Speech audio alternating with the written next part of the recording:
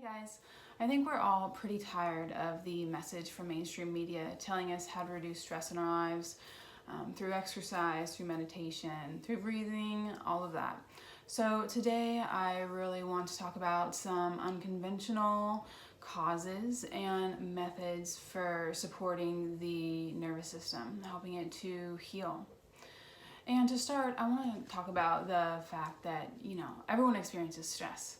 And it all is on a spectrum.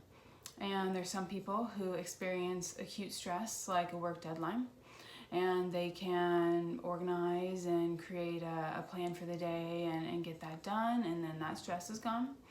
And then there's people on the other end of the spectrum who have a complete panic attack in the middle of Target for no apparent reason.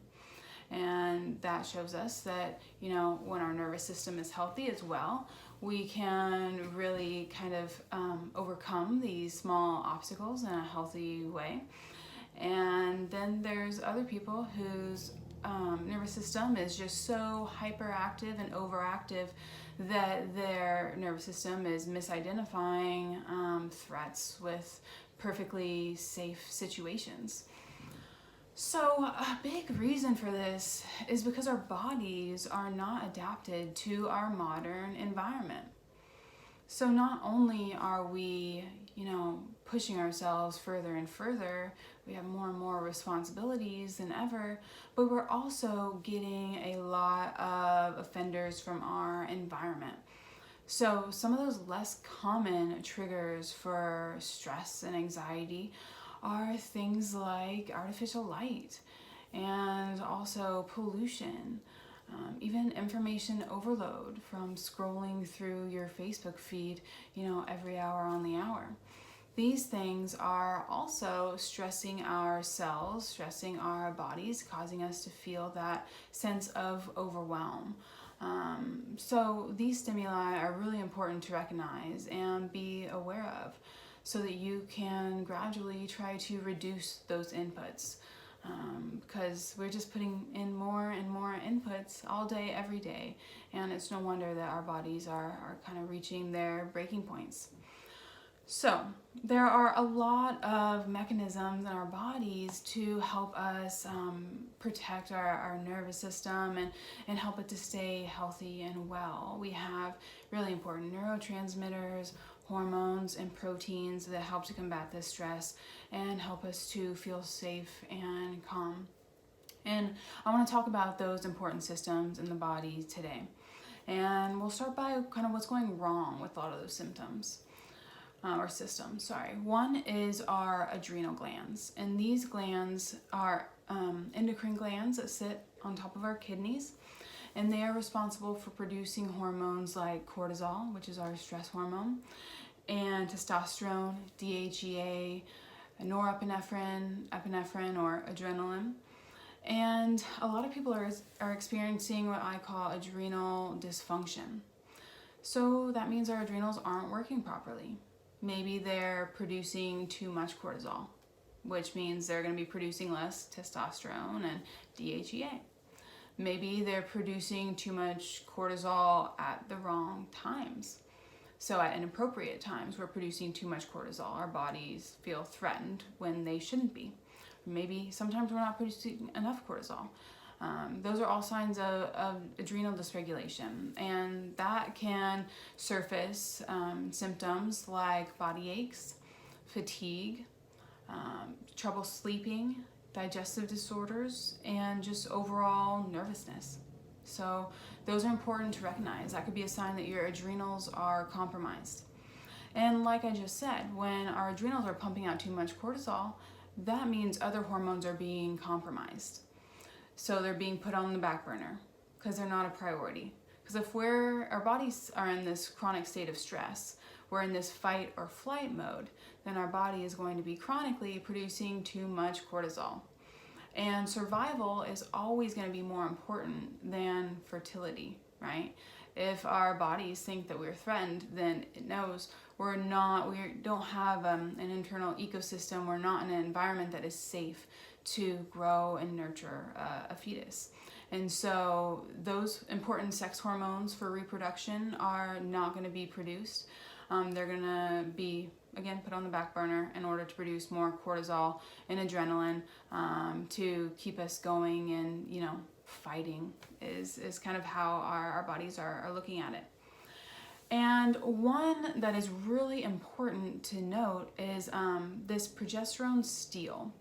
So that is this idea that when our bodies are producing too much cortisol, they're stealing a lot of that progesterone. So we're not getting that progesterone because those resources are diverted to cortisol. And progesterone is incredibly important for fertility, and it is a calming hormone. And this calming hormone, it stimulates GABA, which is a neurotransmitter that also has a calming effect. And so you can see how this ripple effect can occur. When cortisol is high, progesterone goes low, and since progesterone goes low, that means that GABA goes low, and those are really important for mood and just healthy brain function. So that's the adrenals in a nutshell, and what could be going on there with your hormones. We're not producing those hormones that help us feel calm and safe and secure like progesterone. Next is our gut. Our gut health is really important because our gut has 400 times more serotonin than our brain. And serotonin is a neurotransmitter that is absolutely vital for our mood. And I'm sure you've heard it in relation to depression and anxiety because serotonin depletions or dysregulations are associated with those mental health disorders. So if we have a lot of inflammation in our gut, so we have leaky gut caused by maybe certain medications, maybe food sensitivities or food toxins like gluten that is damaging our gut, eating away at that lining, causing that barrier to become compromised where things are getting through, then our immune system becomes hyperactive, trying to fight off those foreign invaders, hyperactive to the point where it starts to destroy even thyroid cells and things like that. And so when our gut isn't functioning properly, it can't produce those important neurotransmitters like serotonin and sends those important signals up to our brain to let us know that we are safe, that everything is fine. Instead, our immune system is jacked up and we're gonna feel more stress as a result of that. So gut health is vital, and infections can be another cause of gut dysbiosis. So H. pylori is a common gut infection, and also SIBO, which is small intestinal bacterial overgrowth.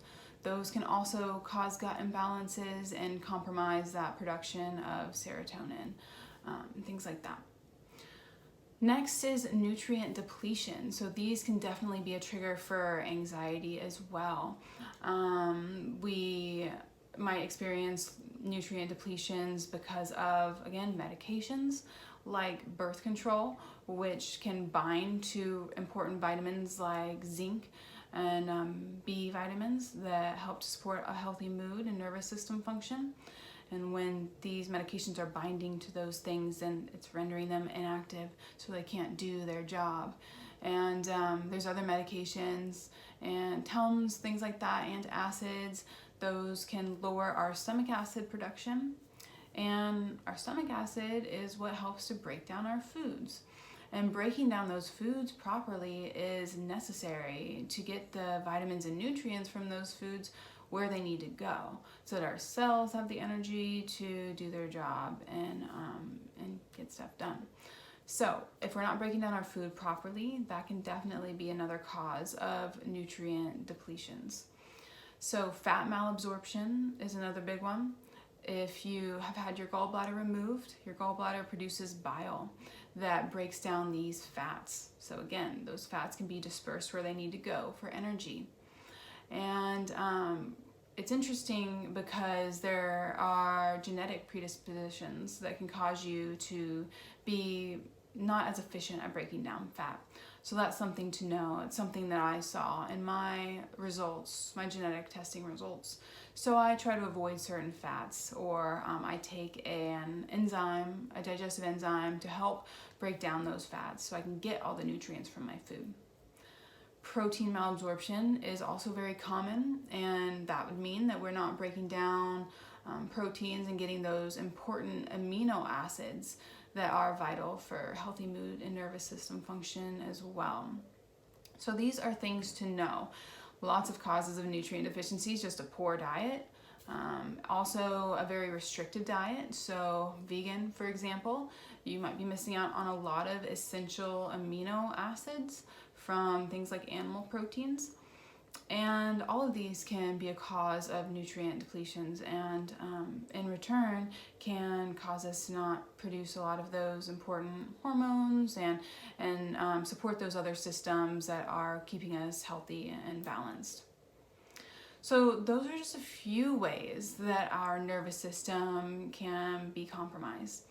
And, I really want people to start making this connection that anxiety isn't just a chemical imbalance in your brain that can be fixed with a medication. What that medication is doing is suppressing symptoms. Those symptoms that our body's producing are our body's way of trying to communicate something to us, trying to communicate that something is off and that it needs our help. It needs us to do that important work to figure out what is going on, not simply suppress and quiet these symptoms with a medication, which is not going to get to the root cause of the problem. So, on that note, I've talked about some of the systems that can be compromised as a result of our modern lifestyle and that can sabotage our nervous system. And now I want to talk about some ways that we can support our nervous system. And one of the ways is to produce more BDNF. And BDNF stands for brain-derived neurotrophic factor. And this is a protein that helps to protect the cells in our brain and helps us, especially during times of stress, to make these cells more resilient and help to produce new cells when those other ones are damaged. And we really see people experience a lot more stress, anxiety, things like that when they have low levels of the BDNF. So, some ways to support healthy BDNF levels are to get some sunlight. So that is really important to stimulate the growth and release of BDNF.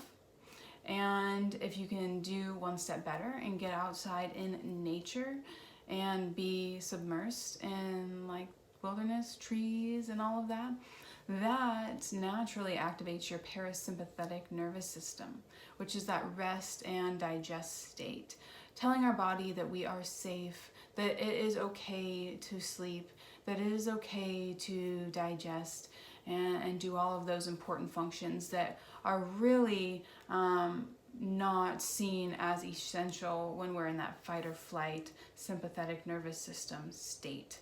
So really important that we have a healthy balance, and getting in nature can really help with that. And then the sunlight as well. This ultimately helps with our sleep. So getting sunlight, especially first thing in the morning, can help to set our circadian rhythm. And that's our natural sleep cycle. So our body knows when to release melatonin and important sleep hormones. And this deep sleep is vital because during deep sleep, we have our glymphatic system, which is where our body releases cerebral spinal fluid. It goes through our brain and cleans out a lot of those plaques and tangles and toxins and things, heavy metals that can get in there, and just kind of cleanses our brain and just helps to support healthy BDNF levels. So deep sleep is vital. Having a healthy sleep routine and making sure to support your circadian rhythm by getting some sun exposure, reducing exposure to artificial lights, especially in the evening time, which can really trick your brain. Those can really help with stress resilience. Another one is meditation. So I know I promised I wouldn't talk too much on this because you've heard it before, but maybe you haven't heard about meditation's benefits on, helping us to produce new cells, healthy cells, and protect our cells against stress. So there are studies that show that people who meditate, they have higher BDNF levels. And that doesn't mean that you have to meditate for an hour every single day. Simply 5 minutes of a guided meditation practice from YouTube or an app like Headspace or Calm can help you to calm your nervous system, become more present, and gain more of that conscious awareness and control. And then also exercise. People who exercise had higher levels of BDNF. And it doesn't have to mean, again, like with the meditation, it doesn't have to mean running for an hour every day. It could be hopping on the trampoline with your kids and jumping around, getting those muscles engaged. Anything that gets your heart rate up and gets you moving can be supportive of that important system. So increasing those areas that support our nervous system, also herbs and things like that, getting those important nutrients will help. And then reducing those inputs that are sabotaging our nervous system, like information overload. Instead of sitting in nature quietly or going on a walk outside, you're staring at your phone, on social media, while going on a walk with your dog. That's just another input that is causing stress on your body and really reducing your body's ability to go into that parasympathetic rest and digest state. So another big one too that I do is I have a HEPA air purifier in our bedroom or in my office when I'm working, because there are a lot of pollutants, and there are a lot of pollutants outside, but there are a lot of pollutants inside too. And you get it from your carpets, you get it from all kinds of things. And another big one is mold. About 50% of homes have some sort of mold. And this mold is a mycotoxin, and it gets released into the air, and subsequently we end up inhaling these mycotoxins. And it's slow, but they do cause damage to our cells. And some people, unfortunately, don't have the genes to support healthy detoxing of these mycotoxins. So some people are especially susceptible to these mycotoxins from mold, while others are better at removing them from their body, getting those out. So making sure that you don't have mold in your home, and fixing any leaks quickly, and checking your ceilings if it looks like your roof has been compromised in some way and there's water getting through. You need to take care of those quickly, because that mold can really cause a lot of harm to your body and your respiratory system, which we want to pay special attention to now. So a HEPA air filter can really help to keep that pollution in your home low, and things like that.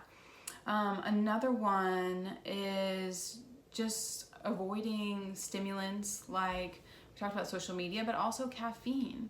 So if you have anxiety, caffeine is a stimulant, and if your cortisol levels are already jacked up, if your nervous system is already jacked up, and then you add another stimulant on top of that, then it's going to extrapolate those effects. So maybe instead of coffee, trying some green tea, which has an amino acid L-theanine, and that is really supportive of healthy mood, feelings of calm and security and safety. So try to swap your cup of coffee for green tea. See if that helps with your nerves and your stress levels. And just be aware of those inputs, whether it's social media, whether it's harmful inflammatory foods you're putting in your body. Just start to recognize those things, because they are all having an impact on your nervous system. So that is my 2 cents on stress and anxiety. I hope that I shared some things that you guys haven't heard of yet. I know there's a lot of circulating information about reducing stress and anxiety.